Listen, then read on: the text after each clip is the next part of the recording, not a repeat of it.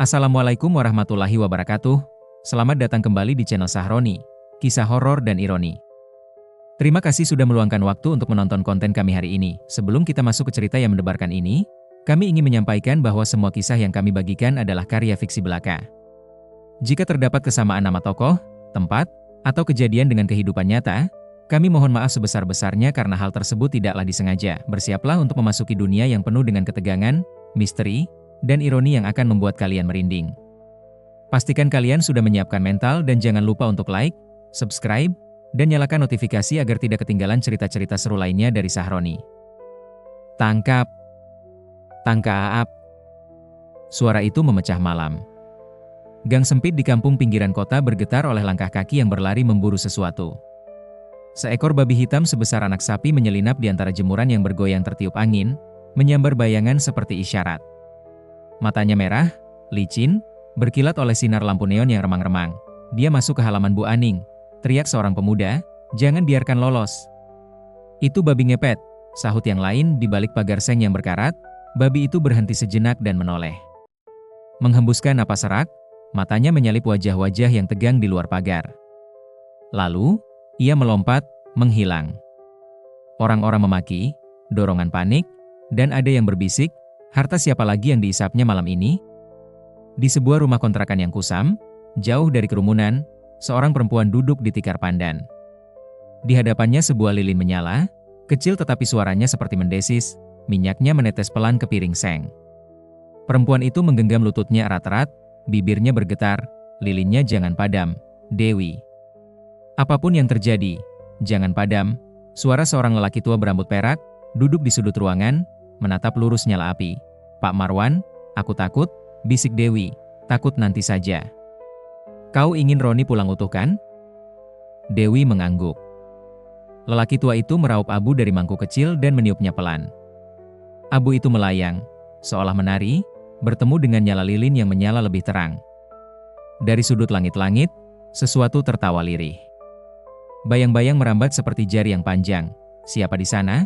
bisik Dewi. "Diam," kata Pak Marwan. "Jangan menatap ke belakang. Hanya pandangi nyala api." Di luar sana, di balik lorong yang tidak pernah tidur, seekor babi hitam berlari. Dan di dalam mata babi itu, bila kau berani menatap, kau akan melihat seorang lelaki ingin menangis, namanya Roni. Beberapa bulan sebelumnya, sebelum suara teriakan dan mata merah itu, ada bau hujan yang sederhana. Ada kontrakan pengap yang selalu kemasukan air saat banjir. Ada utang yang menumpuk di warung.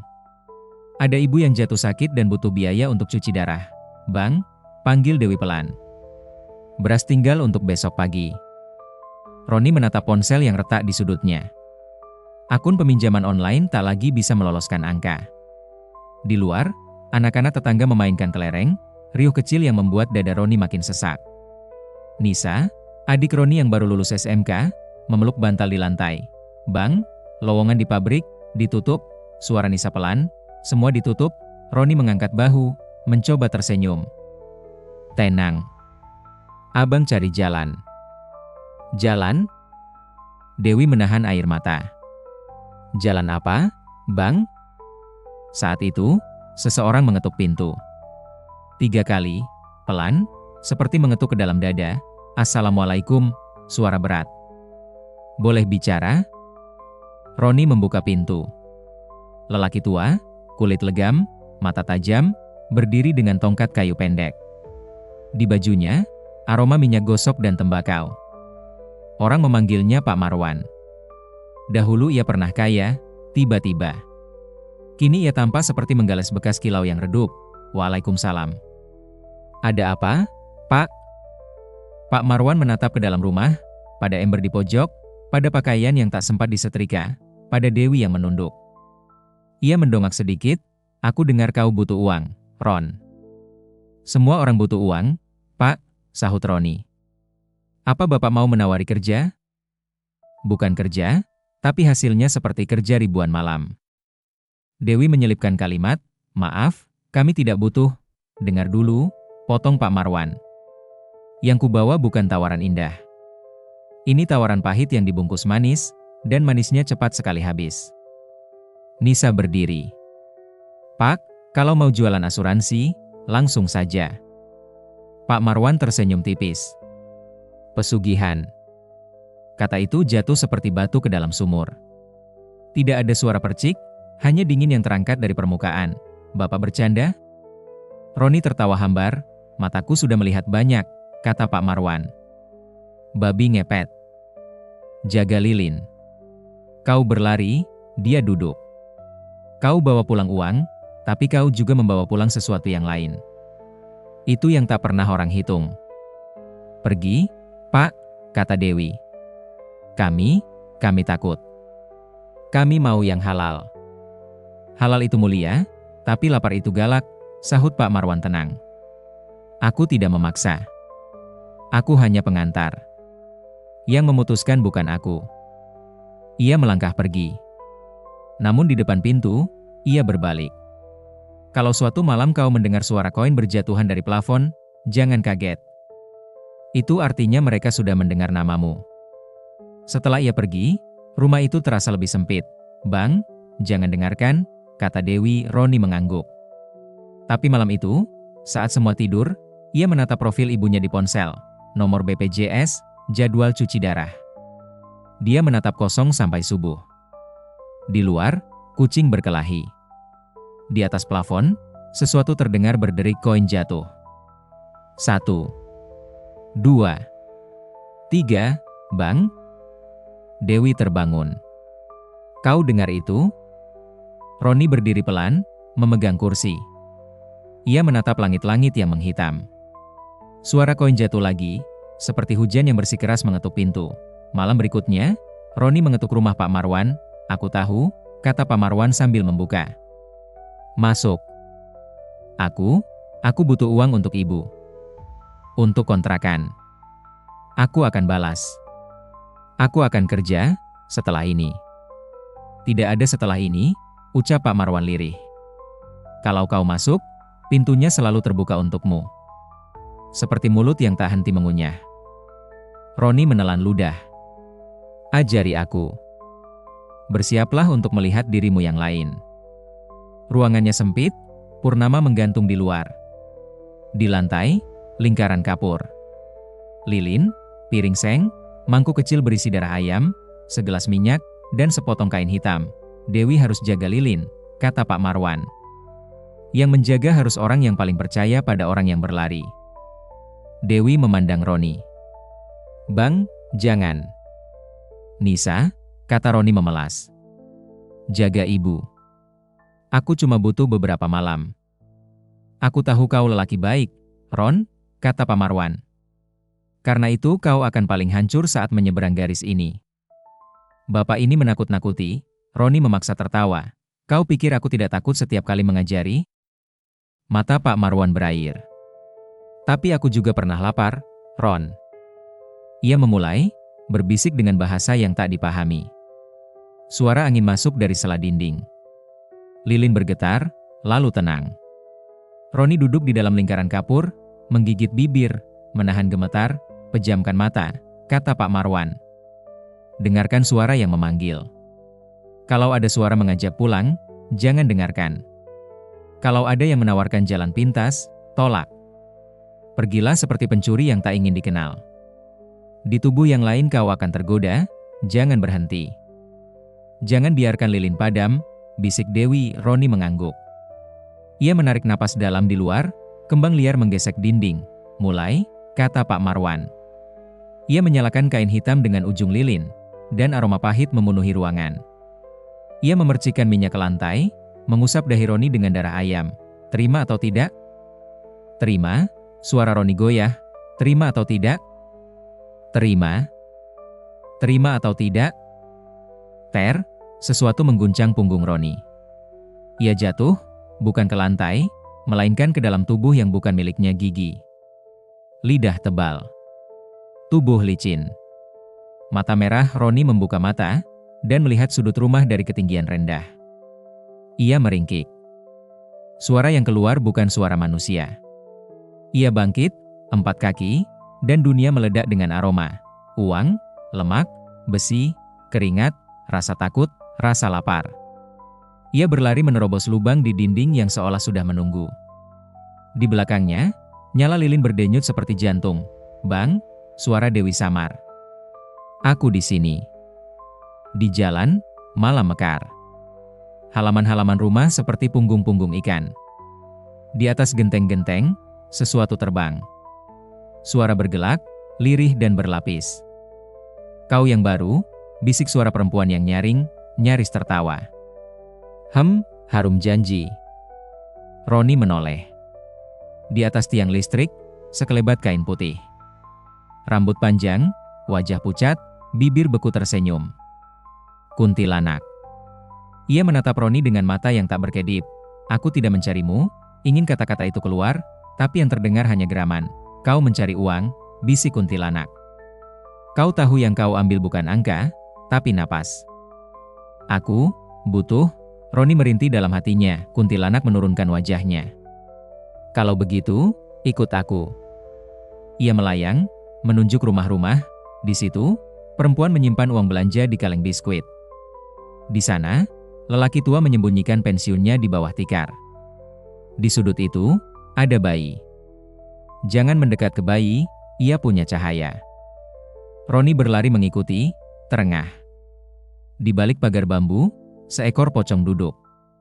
Matanya cekung menusuk, kain kafannya kotor. Ia menoleh pelan, banyak pemanas darah seperti kau lewat sini. Suaranya parau, seperti pasir. Jangan sentuh kubur, jangan sentuh aku sudah selesai dengan dunia. Roni meringkik, menunduk, melewati pocong itu, namun kain kafan itu mengembang, terseret angin, menyentuh punggung Roni. Dingin merambat sampai pangkal gigi. Maaf, Roni berkata dalam hati, ia melompati pagar. Di dalam rumah, bau uang keperakan meledak. Roni menyelinap melalui celah bawah pintu yang tiba-tiba terasa lebar seperti gua. Di ruang tamu, lemari kayu tua, berderit saat angin lewat. Ia mendekat, mendorong pelan, membuka laci. Uang. Roni menatapnya seolah menatap potret ibunya sedang tersenyum, dan ia menggigit. Uang itu lenyap, masuk ke dalam tubuhnya, entah kemana. Ia berlari ke kotak kaleng, menumbuknya dengan hidung, membuka siasat. Uang lagi, bau kertas, bau tangan, bau jarak. Ia menelan semuanya. Di bawah ranjang, anak kecil terbangun, menangis sebentar, lalu diam. Seolah ada tangan yang mengayuninya di udara. Kuntilanak mendekat, berbisik di telinga. Cepat. Lilin itu seperti jam pasir. Roni menoleh sebentar, ingin bertanya kenapa ia menolongnya. Tapi kuntilanak sudah pergi. Tertawa, bergesek dengan daun pisang di halaman. Di luar, sepasang mata kecil mengintip dari celah tembok. Anak kecil tanpa baju, kulit mengkilap seperti diolesi minyak. Tertawa tanpa suara. Tuyul, kakak babi, mata tuyul itu bergerak-gerak. Boleh aku titip uang? Roni merinding. Ia berlari keluar, menerobos halaman. Di ujung gang, sesosok besar, bahu lebar, bulu lebat, mata kuning, berdiri menutup jalan. Genderuwo. Kau bawa banyak, suaranya berat, menggoyangkan antena televisi. Jangan halangi, Roni menggeram, aku tidak menghalangi. Aku hanya menunggu bagianku, ia menunjuk dinding rumah. Di balik tembok itu, ada perempuan tidur dengan cemas. Ambil kecemasannya juga. Bawa pulang. Nanti kembali lagi. Dan lagi. Dan lagi. Kau menakutiku, kata Roni dalam hati. Aku hanya cermin untuk ketakutanmu sendiri. Genderuwo tersenyum, menepuk dinding pelan. Lewat. Roni berlari menembusnya. Malam terasa lebih tipis, lebih elastis. Ia menyeberang halaman, mencium bau keringat lama di bawah karpet. Uang lain. Uang lebih. Ia hampir tersenyum di sudut rumah, jam dinding menandai pukul 2. Nyala lilin di kontrakan meliuk, Pak Marwan, suara Dewi gemetar. Kenapa nyalanya begini? Jangan bicara, kata Pak Marwan. Tanganmu dingin? Tarik napas. Jangan padamkan dengan napasmu sendiri. Aku merasa ada yang berdiri di belakangku. Jangan menoleh. Tawa kecil terdengar di telinganya. Kakak, lilinnya bagus, enak, tuyul mengendus, senyum nakal. Suara kecil itu menyentak jantung Dewi. Pak, ada anak kecil. Air mata Dewi jatuh, jangan tengok. Kau hanya lihat api. Api adalah suamimu yang pulang. Bang, Dewi berbisik pada api. Bang, cepatlah pulang. Di jalan, suara sandal menyeret. Dua pemuda ronda bersiul. Kau dengar? Kata yang satu. Dengar apa? Sahut yang lain. Kayak ada napas besar. Mereka menyalakan senter. Cahaya melintas punggung Roni. Ia membeku. Mata itu, mata manusia, menatap mata babi yang bukan babi. Jeda sesaat, why? Babi? Lari. Roni melompat. Mereka berteriak. Warga keluar. Lonceng ronda dipukul. Suara menumpuk seperti gelombang. Roni berlari melintasi tong sampah, menabrak gerobak gorengan, minyak panas menyiprat, seseorang memaki, kejar. Roni tergelincir. Seekor pocong melompat kecil menghalangi, seperti tak sengaja. Roni menghantamnya, kain kafan menempel di wajah. Ia mengais panik, menepis. Pocong itu tertawa, tawa kering seperti daun, hati-hati, anak baru. Roni melompat ke selokan, menelusuri bau lumpur. Nyala lilin di dalam kontrakan bergetar. Dewi membeku. Pak, apinya miring. Fokus, sentak Pak Marwan. Kalau padam, Roni tak bisa pulang. Dewi menggigit bibir. Dari jendela yang ditutup kain, sesuatu menggesek kaca. Kukunya berderit. Ayo main, bisik suara perempuan yang tipis. Kau menunggu sendirian, pergi, bisik Dewi tanpa menoleh, kain jendela menggelepar. Rambut panjang jatuh dari atas ventilasi. Kalau api padam, kau sendirian benar-benar. Hihihihi, Dewi memejam mata. Bang, pulanglah, dan Roni pulang. Ia melesak melalui lubang di dinding. Tubuhnya melenting. Ia merasakan kulitnya meregang, giginya menyusut, napasnya kembali menata laku. Ia terbaring di lingkaran kapur, telanjang dada, berkeringat, menangis tanpa suara. Bang! Dewi meletakkan lilin, tapi tidak memadamkan. Pak Marwan menutup lingkaran dengan kain. Jangan sentuh. Biarkan sisa panas pergi. Di piring seng, tetes minyak berhenti menetes. Di sudut ruangan, bayangan menyerap diri ke dinding. Di luar, orang-orang masih ribut, tapi suara mereka digulung jarak. Berapa? Suara Nisa pelan, takut harap. Roni menatap tangannya. Di bawah lingkaran, sesuatu menggumpal, uang kertas, kusut, basah. Banyak, ini cukup untuk 3 bulan kontrakan. Dewi menutup mulutnya. Dan ibumu? Tanya Nisa. Besok kita ke rumah sakit. Roni memeluk uang itu seperti memeluk bayi. Pak Marwan berdiri, menatap dari jauh. 1 malam tanpa padam, katanya. Banyak yang gagal di malam pertama. Aku teruskan, kata Roni, suara bergetar oleh euforia. Sampai lunas semua. Tidak ada lunas di sini, ujar Pak Marwan. Hanya tunda. 3 minggu, kontrakan mereka berubah. Cat baru. Kulkas bekas yang masih dingin. Lemari plastik bergantian tempat dengan koper berisi baju yang belum sempat dibuka tagnya. Ibu Roni pulang dari rumah sakit dengan napas lebih lega. Bang, Nisa memeluk Roni. Terima kasih. Dewi menyuap ibu dengan bubur. Bu, nanti kita beli kipas angin baru. Ibu tertawa kecil. Kalian ini, rezeki dari mana? Dari kerja tambahan, Bu, kata Roni. Kerja malam.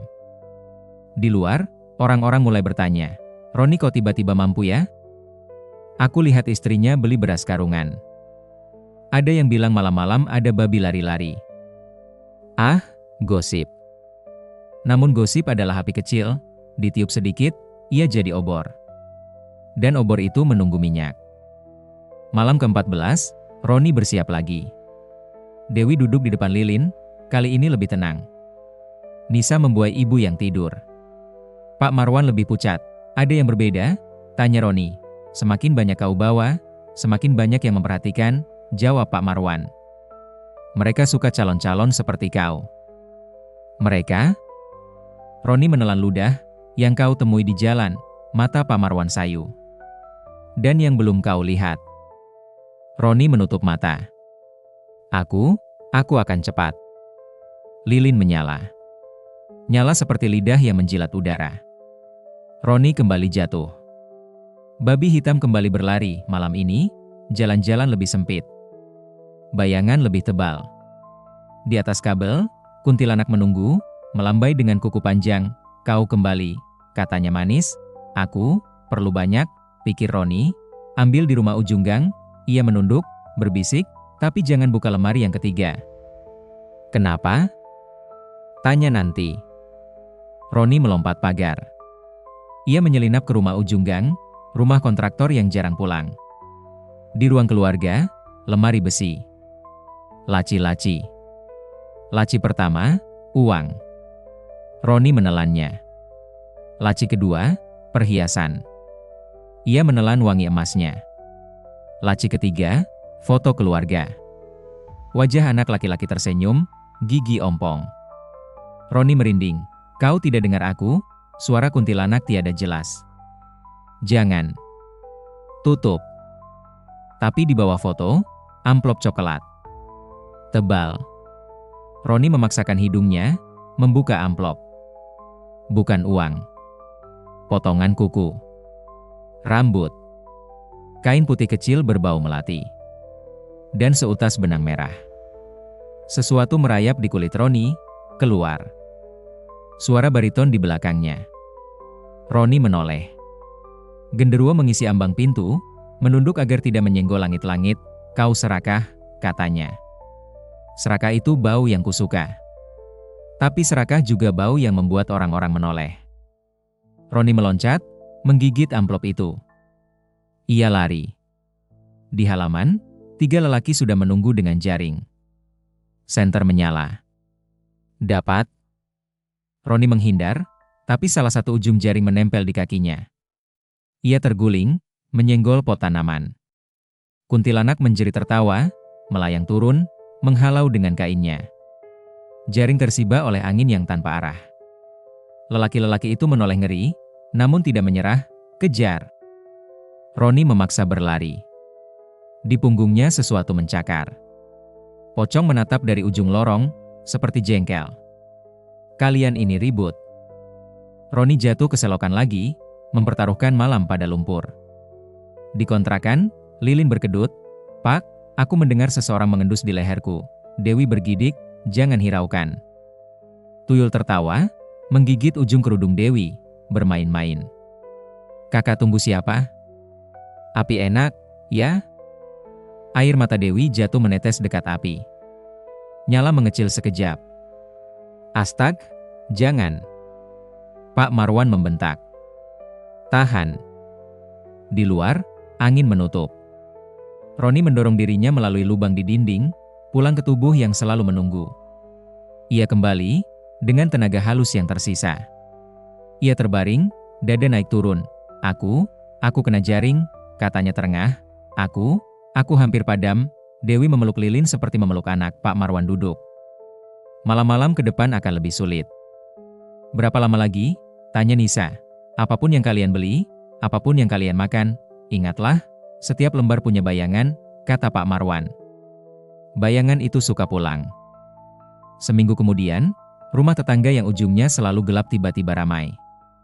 Ada bayi yang meninggal. Orang-orang bersuara lirih, menangis. Roni berdiri di depan pagar, menatap sandal-sandal di depan rumah duka.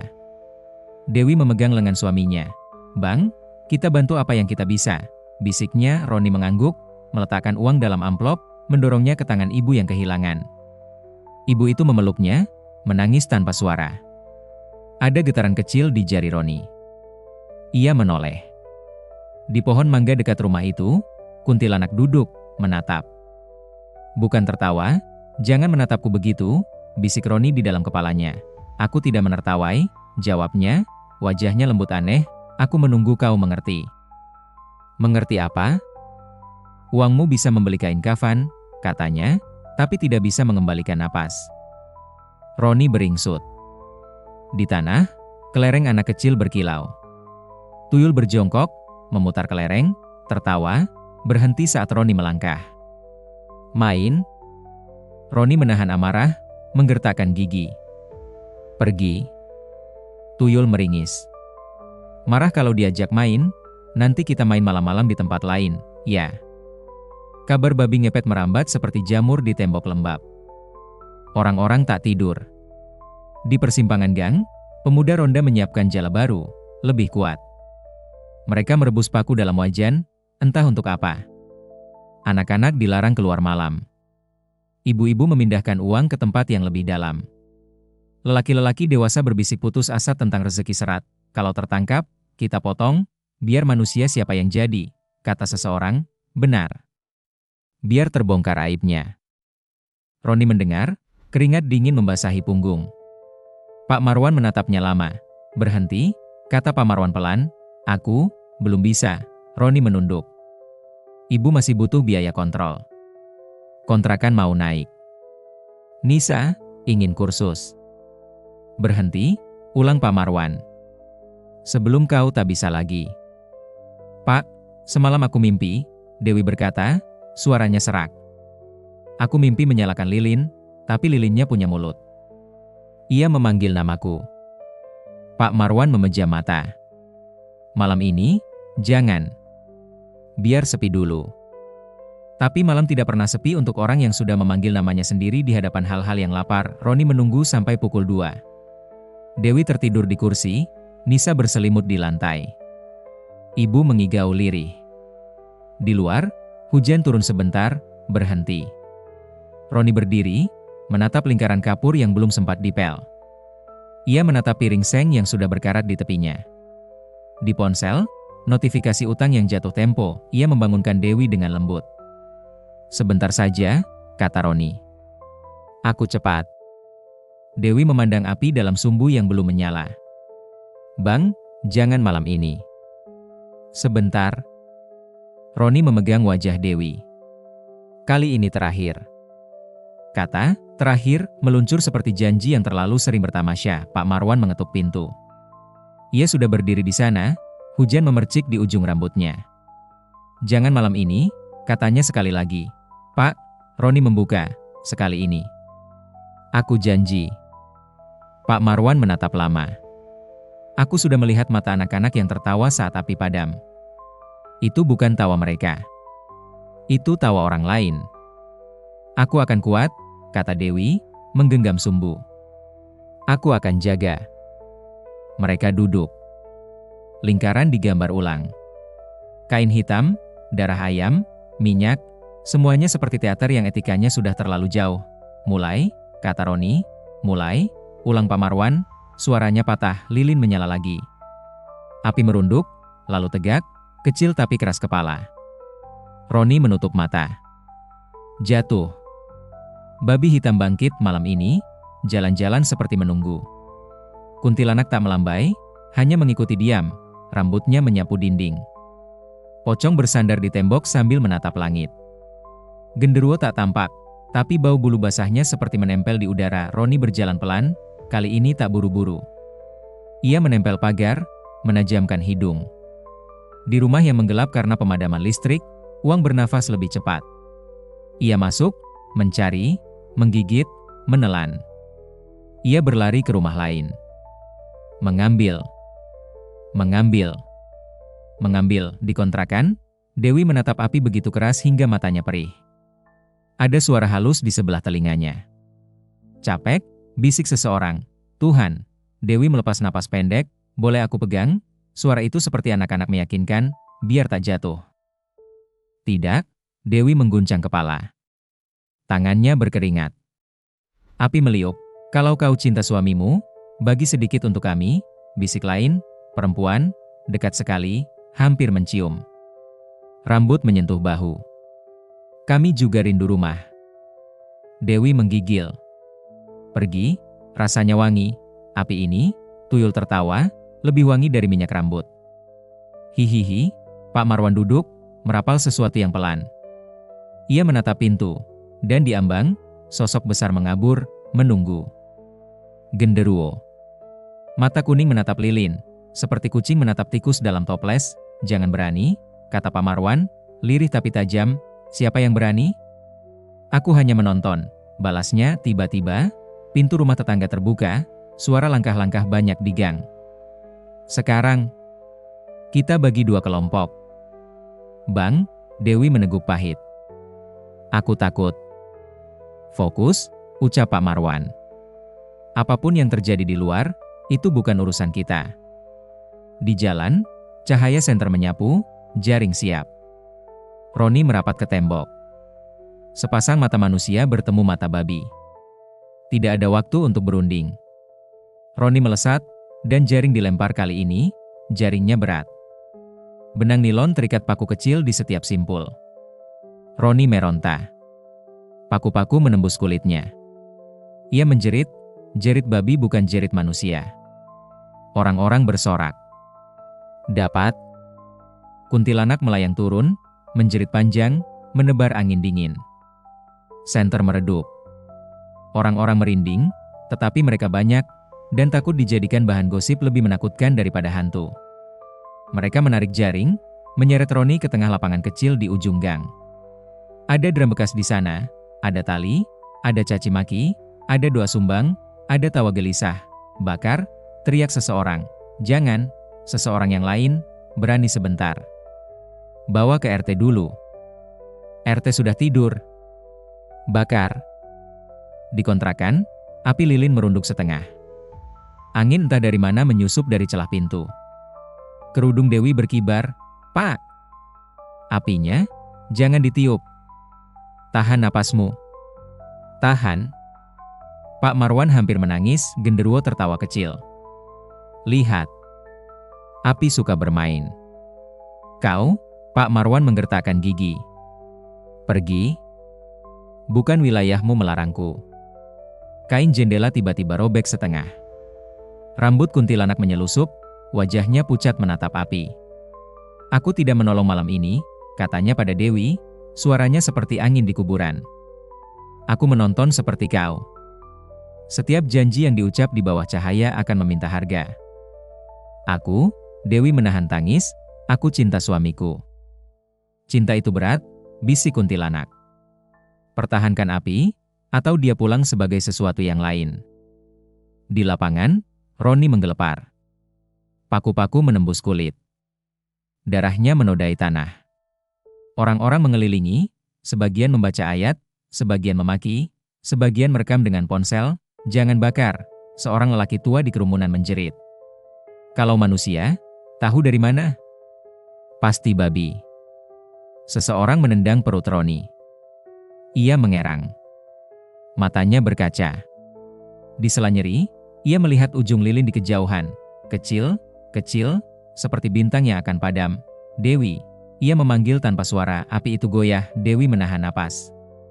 Tangannya berkeringat, menetes ke piring seng. Tetes itu mengenai sumbu. Cara paling sederhana lilin padam adalah air mata. Api mendesis, mengecil, bang, teriak Dewi, pecah api padam sekejap, ruangan mengeremuk. Suara gesekan dari dinding serentak. Kain hitam di lantai berkibar seperti ikan di udara. Pak Marwan berdiri, memekikan mantra, tapi suaranya seolah diredam bantal. Di lapangan, babi itu berhenti bergerak. Jaring longgar. Orang-orang menoleh bingung. Mati? Belum. Tadi masih, di bawah jaring, kulit babi mulai retak. Seperti tanah kering. Dari celah-celah retak itu, kulit manusia menampakkan diri, basah, meregang. Orang-orang menjerit, ya Allah, itu orang. Siapa? Roni menggeliat kembali ke tubuhnya dalam kehancuran. Ia telanjang dada, penuh luka paku, darah mengalir. Matanya mencari, apapun, cahaya, rumahnya, Dewi, api. Orang-orang berdiri mematung, lalu kacau. Ada yang menutup mata anak. Ada yang memaki. Ada yang melempar batu. Bagus, suara seseorang dingin, terbongkar semuanya. Sebuah batu mengenai pelipis Roni. Ia jatuh. Maaf, bibirnya bergerak. Dewi, di kontrakan, Dewi jatuh berlutut, memeluk piring seng yang kosong. Bang, maaf. Maafkan aku, Pak Marwan memukul lantai, menangis keras seperti anak kecil. Aku sudah bilang, Aku sudah bilang, kain jendela bergetar. Kuntilanak masuk separuh, menatap Dewi dengan mata yang tidak memaki, tidak juga menghibur. Ia pulang, bisiknya, tapi kau sudah memadamkan jalan. Bawa aku padanya, rintih Dewi. Bawa aku? Tak perlu dibawa, sahut genderuwo dari ambang. Dia akan dibawa ke sini. Malam itu, kampung tak tidur. Polisi datang terlambat, warga bubar seperti orang habis terjaga oleh mimpi buruk tetapi diam-diam menunggu mimpi berikutnya. Roni dibawa ke puskesmas sebagai tersangka maling. Demikian bisikan yang ikut jatuh dengan dengkul ke tanah. Di laporan, ada cetak kata-kata, ada nama, ada tanda tangan. Di luar laporan, ada mata yang tidak mau berhenti menatap. Dewi duduk di kursi besi puskesmas, menahan dingin AC murahan. Nisa di sampingnya, memegang tangan kakak iparnya, air matanya habis tapi pipinya masih basah. Pak Marwan berdiri di koridor, menatap lantai, punggungnya seperti rubuh. Kenapa kau ajari?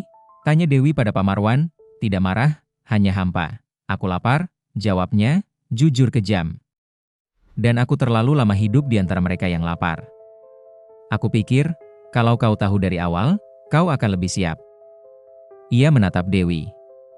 Tidak ada yang siap. Perawat keluar. Si Roni butuh dirujuk. Banyak luka. Tapi, ada sesuatu yang aneh. Aneh bagaimana? Tanya Nisa cepat.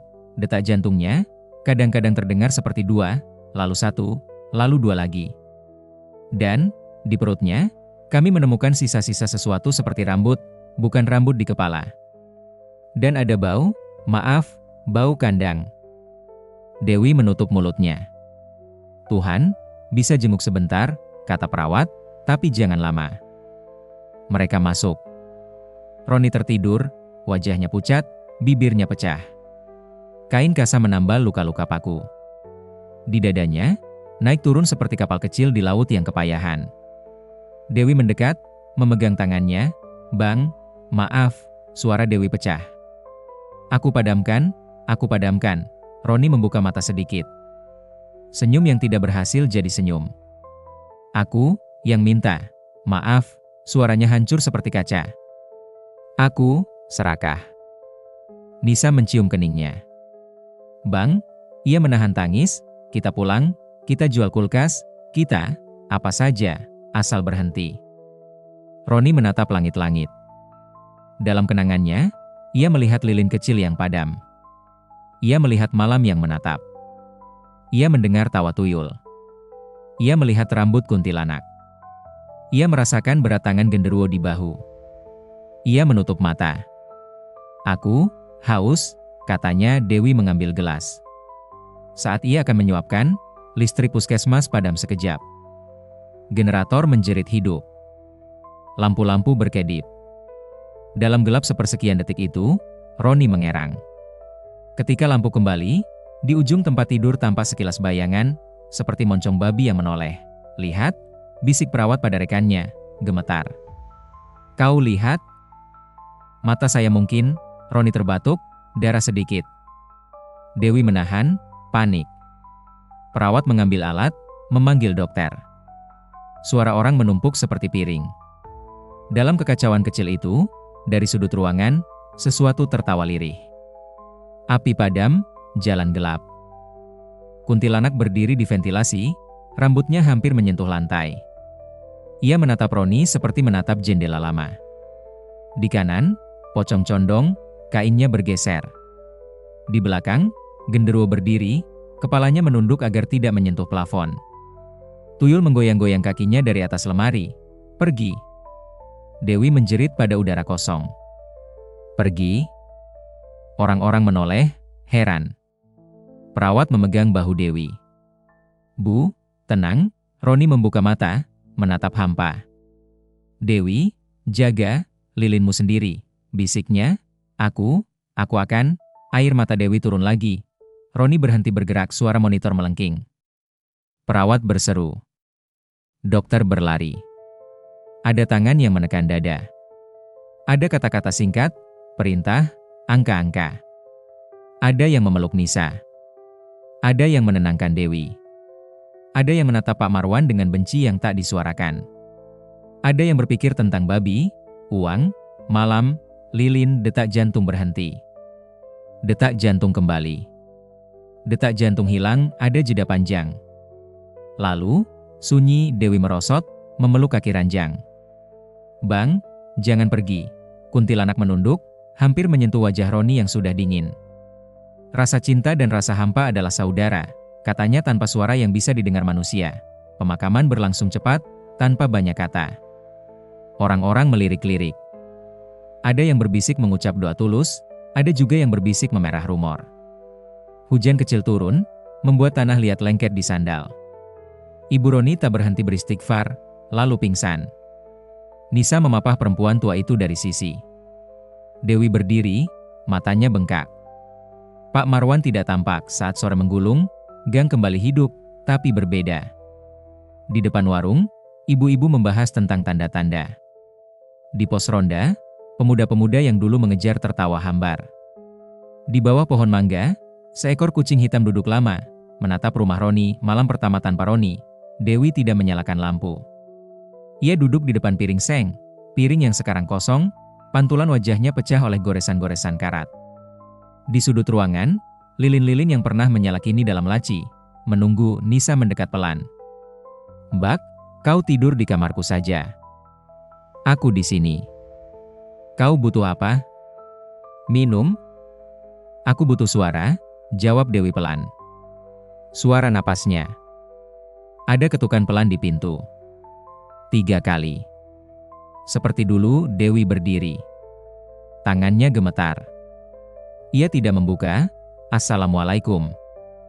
Suara itu menusuk dingin. "Pak Marwan, pergi," Nisa berkata tajam dari belakang. "Pergi. Kau sudah ambil kakakku." "Aku datang untuk minta maaf," suara Pak Marwan patah.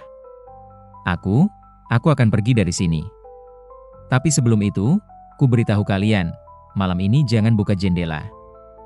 Apapun yang mengetuk, apapun yang memanggil, jangan." "Kenapa?" Dewi bertanya, dingin kelelahan. "Karena kalau api padam saat dia pulang sebagai jalan," jawab Pak Marwan. "Dan jalan itu suka mengajak orang yang ia cinta untuk ikut." "Pergi," Nisa mengulang. Ia menutup telinga. Pak Marwan menghela napas. "Maaf." Ia melangkah. Kakinya menyeret sisa-sisa masa lalu. Malam turun seperti kain yang terlalu berat. Angin terbawa bau tanah basah. Dari kejauhan, suara toa masjid sejenak berdesir, lalu hilang oleh bunyi-bunyi lain. Serangga, daun, langkah kucing, sesuatu yang lebih besar dari kucing. Dewi memeluk lutut. Ia ingin menyalakan satu lilin, hanya untuk melihat jalan ke kamar mandi.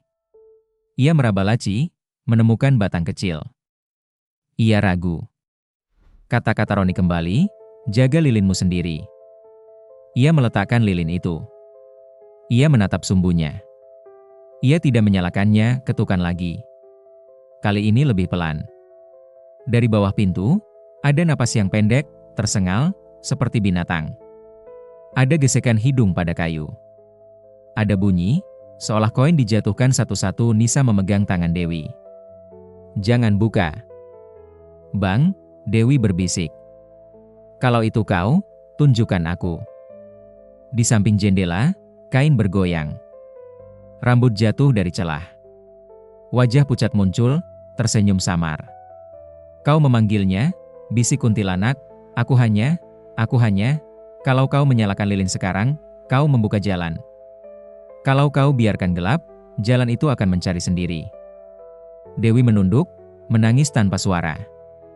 Nisa mengelus punggung kakak iparnya. Di luar, napas itu menjauh. Lalu, kembali. Lalu, menjauh lagi. Seperti sesuatu yang belum yakin rumahnya di mana. Tengah malam, suara di pintu berhenti. Tetapi di bawah lantai, sesuatu menggesek. Di dinding, bau basah datang seperti tamu. Di langit-langit, koin jatuh lagi. 1, 2, 3. Dewi memejam mata. "Aku tak kuat," katanya pelan. Ia menyalakan lilin. Api menggertak kecil, lalu tegak. Cahaya kecil itu memantul di piring seng. Di momen itu, dari bawah ranjang, sesuatu mengeluarkan kepala. Moncong babi. mata merah, kumis basah. Ia menatap api dengan mata yang mengenali. Ia mengeluarkan suara yang berat, "Bang!" Dewi menangis. Ia hendak mengangkat lilin mendekat, seperti ingin memeluk api. Nisa menjerit, menahan lengan Dewi. "Jangan!" Moncong itu mendekat. Bukan menyerang. Hanya menatap. Di bola matanya, ada bayang-bayang dua perempuan yang tersisa.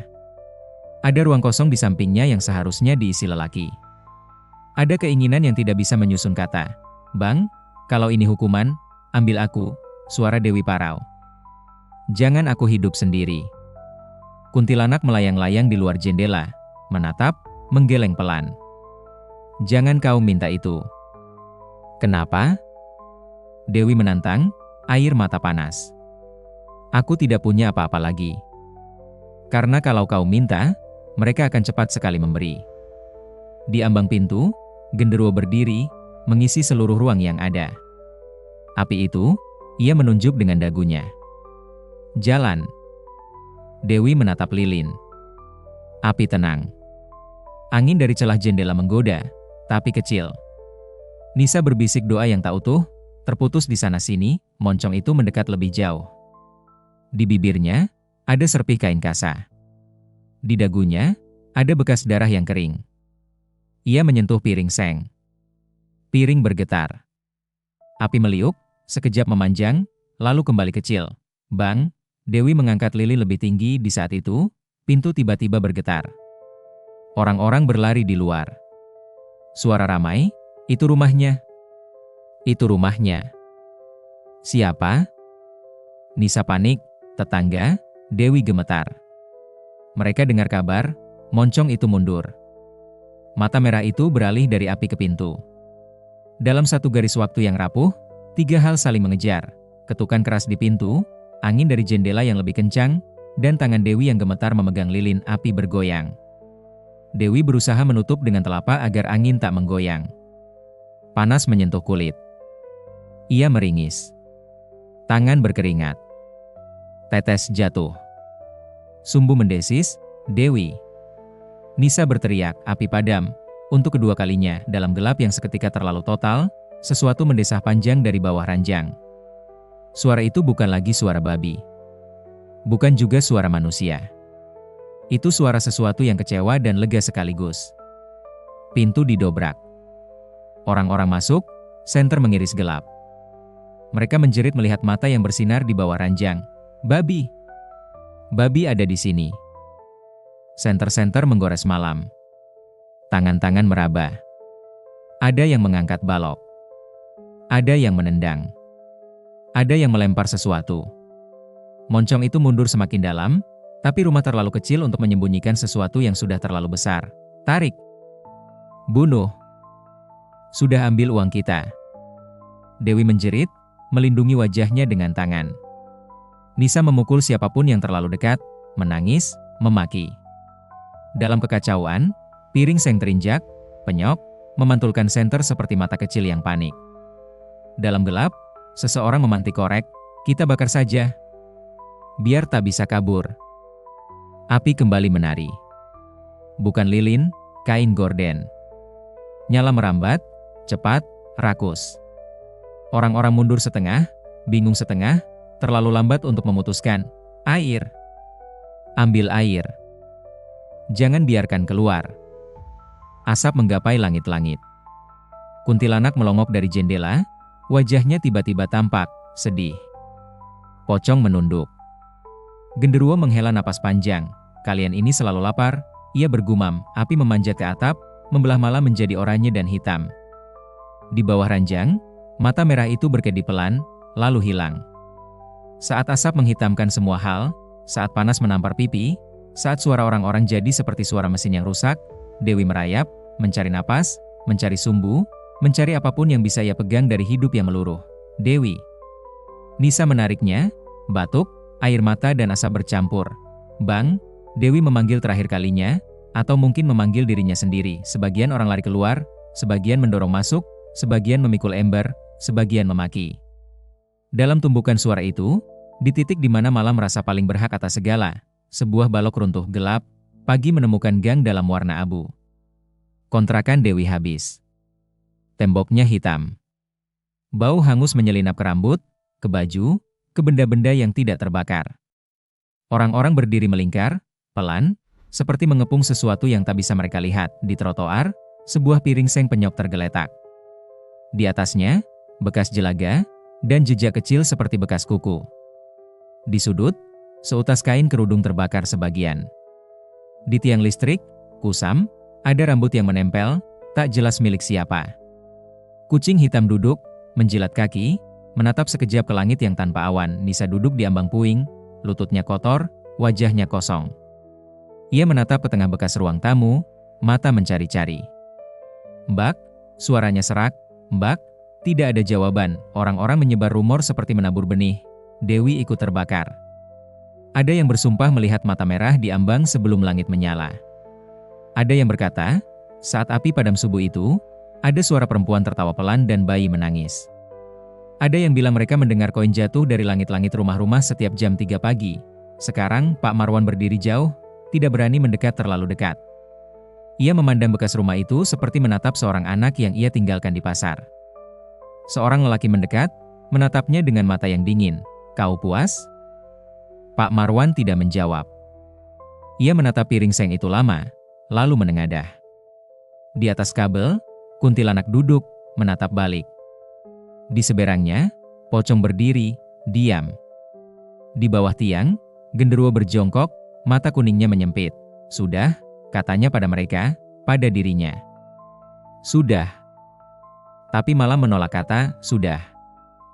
Malam selalu menyisakan sesuatu agar kita kembali. Beberapa minggu kemudian, gang berusaha kembali seperti biasa.